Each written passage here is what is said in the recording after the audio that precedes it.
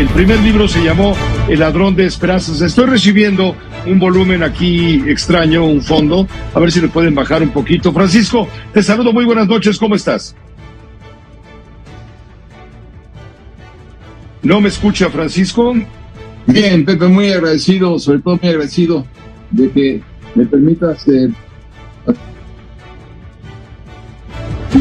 Bueno, estamos teniendo problema en la enorme audiencia.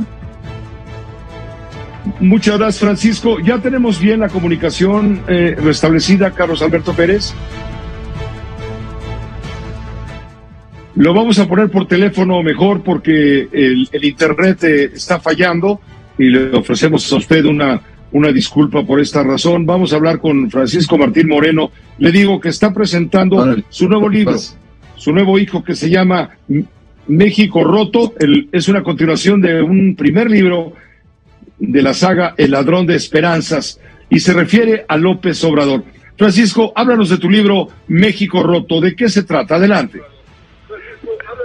Muchas gracias, querido Pepe. Muchas gracias, bueno, fundamentalmente, es la segunda parte de la ideología política mexicana, redactada en tiempo presente. Y entonces, yo parto del supuesto de que el presidente es un individuo que está roto por dentro, Pepe, por eso le puse México Roto, y un hombre roto por dentro solo puede romper todo lo que le rodea. Entonces estuve, ya sabes, tengo prácticamente 30 libros escritos en la historia de México, y nunca habíamos tenido presidentes tiránicos como Porfirio Díaz, dictadores, asesinos como Victoriano Huerta, traidores como Santana, frívolos y corruptos como López Portillo, pero nunca habíamos tenido, Pepe, un presidente cruel.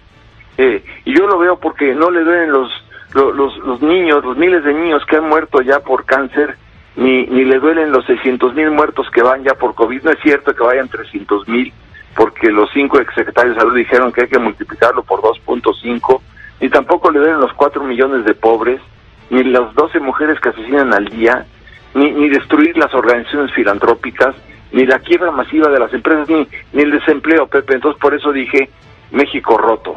Esa es la idea, querido Pepe. En ambas novelas... Es una novela, Francisco, es una novela periodística, sin duda. Pero también te pregunto, así con franqueza y a los ojos, ¿no es un arrebato de un arrebato más escandaloso de tu anti-López Obradorismo, del cual no te has podido librar porque pues el México Roto, como El ladrón de esperanza, también va en ese tono anti-López Obradorista abierto y de combate? Me encanta tu argumento, Pepe, pero no es así. Afortunadamente no es así, porque yo parto del supuesto en México Roto que no existen las culpas absolutas. Entonces, conocido ya el desempeño de López Obrador, yo me pregunto dónde termina su culpa como presidente y dónde comienza la responsabilidad de la nación, que en el 2018 votó por la fusión de poderes. ¿Por qué votó por la fusión de poderes? Porque recibió 30 millones de votos, y además de que recibió 30 millones de votos, se quedó con el control del Congreso de la Unión y con 19 congresos estatales. O sea, yo creo que aquí tenemos que separar las culpas, y la nación, el electorado, en buena parte es responsable de esto. Tan lo es, Pepe, que en las elecciones intermedias del mes de junio, de 15 gobiernos estatales, el pueblo bueno y sabio le entregó 11, y además le entregó miles de alcaldías, y además le entregó la mayoría absoluta del Congreso, no la calificada, porque entonces sí, ¿para qué te digo? Y entonces cuando yo me pregunto, ¿los ciudadanos somos inocentes? Porque es la pregunta central de mi novela, ya no tanto el anti-López Obradorismo como tú dices, sino ¿cuántos mexicanos volverán a votar en el 2024 por el desmantelamiento de México, Pepe? Esa es mi preocupación, ¿no? Entonces, claro, mi novela comienza con una fantasía, porque tenía que ser novela. La fantasía consiste en que Martinillo, el protagonista central de la novela, sueña que se está inaugurando el aeropuerto internacional de Texcoco, y sueña que sí, efectivamente hay 240 slots, o sea, lugares de estacionamiento para los aviones, cuando en el aeropuerto de Felipe Ángeles pues van a caber apenas 14 o 15 aviones cuando mucho, y entonces sueña que viene en unas jaulas el doctor López Gatiel, no Gatell, para que no se confunda, pero sí Gatiel, y bueno, va en una jaula y hay un jurado popular que lo condena a la cárcel 250 años por genocida, ¿no? En otra jaula va Berrondo, que es el director general de la CFE, que también va vestido con traje a rayas como el de los presos, y le avientan todo tipo de frutas podridas y huevos podridos y unos insultos terribles.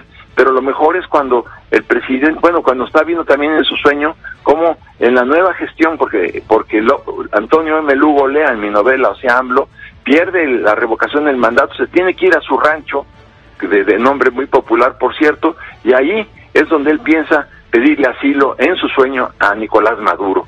O sea... Pero déjame preguntarte, Francisco, esta animadversión hacia Andrés Manuel López Obrador, que en el caso de tu novela se llama Antonio M. Lugo Olea, AMLO por sus siglas, esta animadversión, tanto al personaje real como al de la novela, no nubla tu objetividad, no es un arrebato obsesivo. No, Pepe, porque insisto en que si yo pusiera nada más el acento en eso, tendrías toda la razón en hacer la pregunta, pero yo estoy diciendo en esta novela que no hay culpas absolutas, entonces hago todo un análisis del comportamiento social. ¿Cómo es posible que después de todo lo que acabamos de decir tenga una aceptación de 60%? La responsabilidad social es imperativa en esta novela. Por ello también, no solamente ello, Pepe, sino también hay unas discusiones muy interesantes en relación a la igualdad.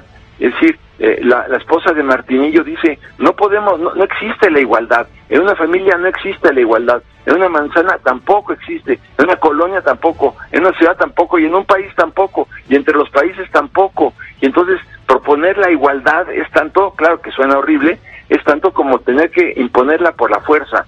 Y entonces la igualdad, no todo el mundo se apellida Bill Gates, ni Bezos, ni todo el mundo se llama Cervantes y Saavedra. O sea, la desigualdad es propia del género humano.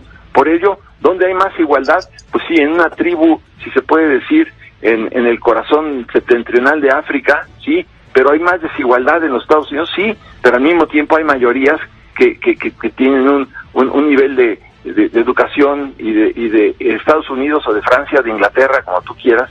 Por eso insisto que en la temática yo no me concentro nada más en la política mexicana, sino trato de explicar, por ejemplo, también otro punto que fue determinante, Pepe, el hecho de que el siglo pasado se haya dicho que los mexicanos somos hijos de la Malinche, hijos de la mujer violada, hijos de la mujer ultrajada, ¿no?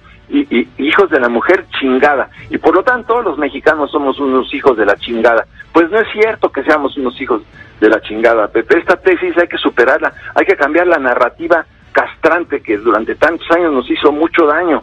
Por ello hay que hablar de otra manera de los mexicanos, que sucede que somos la 13ª potencia económica del mundo. Por eso defiendo otras tesis que están desvinculadas ya de la política mexicana. En eso quiero poner el acento para que no parezca, como tú bien señalas, que es un arrebato anti-López Obradorista. No, la novela es muchísimo más amplia que un arrebato anti-López Obradorista, Pepe.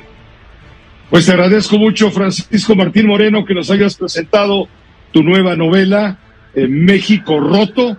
Vendrá una más, tengo entendido, porque ese fue tu compromiso de 3 libros en una saga en relación con el régimen de la Cuarta Transformación. Vamos a esperar a que los tiempos se cumplan y a que tengas muchas más cosas que decir. Gracias por aceptarnos esta invitación. Sí, dime, adelante.